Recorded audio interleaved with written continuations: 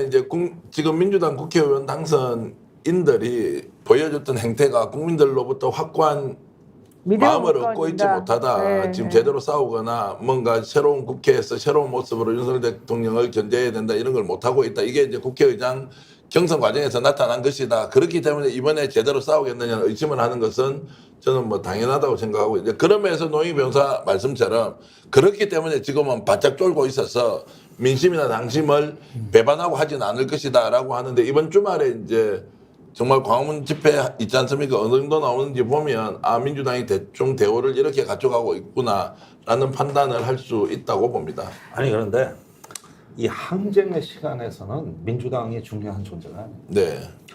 그 2016년에 박근혜 대통령 탄핵 때도 광장에 제일 늦게 나온 당사자가 민주당입니다. 그리고 그때 이재명 대표가 그나마 제일 빨리 나왔고 나머지는 이제 100만 명 넘어가고 하니까 그때서야 이제 나와가지고 또 야유도 많이 받았어요. 이게 실제 국민이나 또는 민주당의 기층 당원들이 분노하는 단계가 되면은요, 국회에서는 문제 해결 능력이 없기 때문에 밖으로 나온 거거든요. 그땐 당연히 국회에서 뭔 일이 벌어지는 게 중요한 게 아니에요. 만약에 거부권이 이제 재의결이 안 되고 그것이 이제 광장의 분노와 민심으로 표출이 된다 그러면은 전국의 주도권이 광장으로 넘어가는 거고, 네. 그 다음에 그 정당은 그 뒤를 따라가는 거예요. 모든 항쟁은 그렇게 진행돼 왔다고 지금까지. 그리고 이번에 이제 민주당 경우에는 사실 그렇게 이 문제를 여야 합의를 외쳐온 김진표 의장도 그분 어느 사이에 출장 갔다 오셨대. 오셨죠. 네. 나는 그 한동안 잊어버리고 있는데 가장 자괴감이 생기는 일은 대통령이 이거 특권 거부권 행사하는 일이라 그래서 저 뒤에 우왕좌왕하면서 우물쭈물하던 일단 회색지대에 있었던 정치인도 우리들을 따라온다는 거예요. 그리고 그 사람들까지 따라오게 되는 맨 뒷줄에는 쓰게 된다는 거예요. 알겠습니다. 그래서 이런 부분들은 네. 우리가 하나의 이제 법으로 해결이 안 될 때, 그럴 때 이제 국민을 믿고 가는 거고, 또 그 분노의 어떤 정도가 제대로 이것이 이제 형상화되고 집결이 돼서 가는 이 역시 정치의 시민이자 주권자는 국민이다. 그러면 이런 것들을 인식해야 돼요. 네. 그러면은 정경 평론가 초두에 본인이 선언한 것처럼 말씀해 주세요. 우리 단독 뭐 얘기할 거 뭐였어요? 그래서 지금 이제 탄핵 국면으로 가는데 네. 보통 명사가 돼 있고 박지원 전 국정원장도 이 부분에 깊이 관심을 가지고 나가볼 마음이 있다. 또 제가 알고 있는 절친한 정치평론가도 정치평론 시간을 줄이더라도 거리로 나가서 자신의 할 일을 하겠다. 자기가 만나본 초선 의원들 중에서 나올 사람이 생각보다 많더라. 이번 주말 집회를 보면 이제 탄핵이라는 것이 일반화됐다. 아까 제가 방송에 말씀드렸던 것은 오늘은 대통령이 거부권 행사를 해서 마치 자신의 권한 행사를 한 것이지만 이것을 받는 쪽은 그러면 알겠다. 지금부터는 탄핵 외에 다른 길이 없구나. 그리고 탄핵을 일부 운동가들이 외치는 단어가 아니라 이제 국민들이, 국회의원들이 그리고 시민사회가 함께 탄핵을 외쳐서 마지막에 신의 한 수는 뭐냐? 국힘 내에서 분열 또는 국힘 내에서 이탈하는 사람들이 올 것이다. 그러려면 이쪽에서 정치인이든 시민사회든 국민이든 나와서 탄핵을 외치면서 책임을 져라.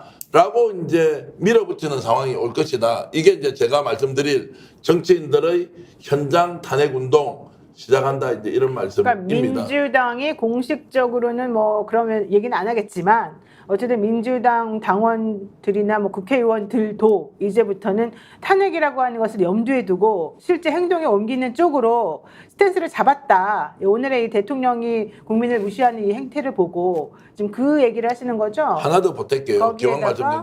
예, 그래서 지금 민주당 지도부에서도 이것을 구체적인 시나리오로 탄핵이라는 것을 가정하고 뭔가 하나의 방향으로 갈 수밖에 없는 거 아니냐. 네. 그래서 누가 거리로 나가서 힘을 쓸 것이며 누구는 나가지 않아요. 왜냐하면 국회에서 민주당이 제1야당으로 해야 될 일도 있기 때문에 네. 탄핵을 공식화하고 있다는 것은 실제로 단독이고 특종이죠. 이것을 더 이상 숨길 이유가 없다.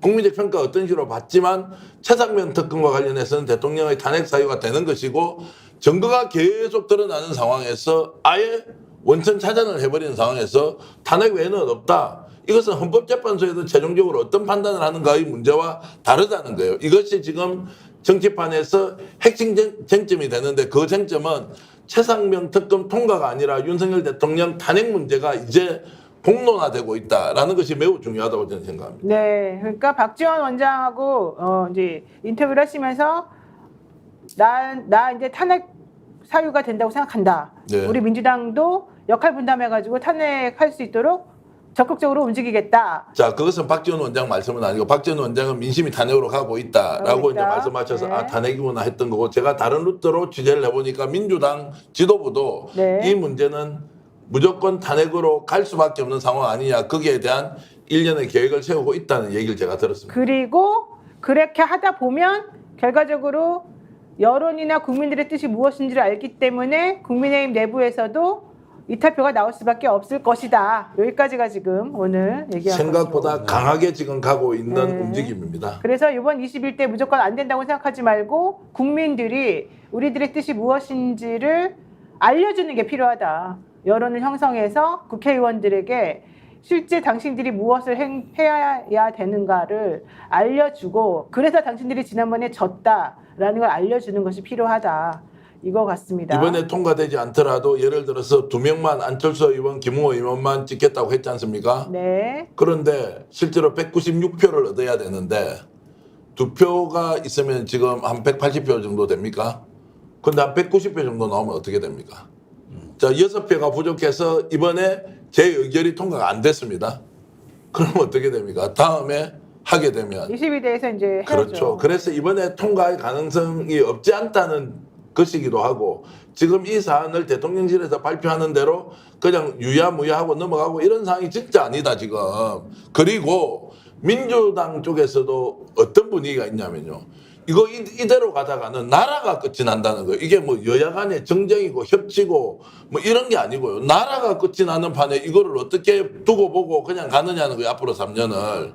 그래서 탄핵을 전면에 내걸고 국민들을 설득하고 거기에 따른 법적으로 할 수 있는 절차를 밟겠다 이런 것들이 강하게 느껴지고 있습니다. 22대 가면 법사위원장은 무조건 민주당에서 지금 맡겠다고 하고 있는 상황이고 국회의장도 의원식 의원이 뭔가 좀 보여줘야 되기 때문에 원구성만 제대로 되면 우리 빨리 되면 뭐 제대로 된다기보다는 빨리 되면 아마 6월 안으로 이 법이 또 21대 때 안 된다 하더라도 패트까지 올라가지 않고도 어쨌든 올라갈 수 있겠다. 지금 이렇게 보는 것 같습니다. 하지만 21대에서 처리하는 것이 사실은 좋습니다. 그래야지 나머지 것들 양명주는 22대에서 처리하더라도 이 채는 21대에서 정리하는 것이 맞을 것 같다. 그리고 그것이 바로 지금 국민들이 원하는 것이다. 이렇게 지금 말씀드리고 특히 저는 대통령이 오늘까지 거부권 행사하는 것을 보고 야 우리를 너무 무시하는구나.